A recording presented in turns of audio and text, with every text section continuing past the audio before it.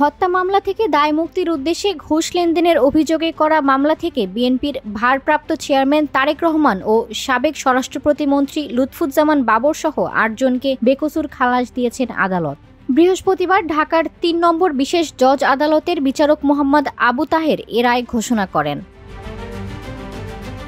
মামলার অভিযোগপত্রে বলা হয়, বসুন্ধরা গ্রুপের পরিচালক ইঞ্জিনিয়ার হুমায়ুন কবির সাব্বির হত্যা মামলার আসামি সাফিয়াত সোবহান সানভীরকে দায় মুক্তি দেওয়ার উদ্দেশ্যে ২১ কোটি টাকা ঘুষ গ্রহণ করা হয়।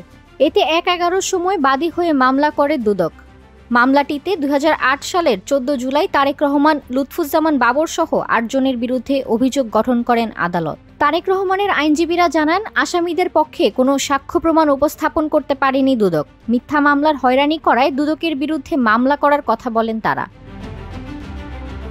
এ রায়ের মধ্য দিয়ে তারেক রহমানের দেশে ফিরে রাজনীতি করতে আর কোনো বাধা নেই, এমনটা জানান তার আইনজীবীরা। বিচারিক আদালতে তারেক রহমানের নামে আর কোনো মামলা রইল না। Desk report, metro TV. দেশের পাশে, বিশ্বের সাথে, মেট্রো টিভি।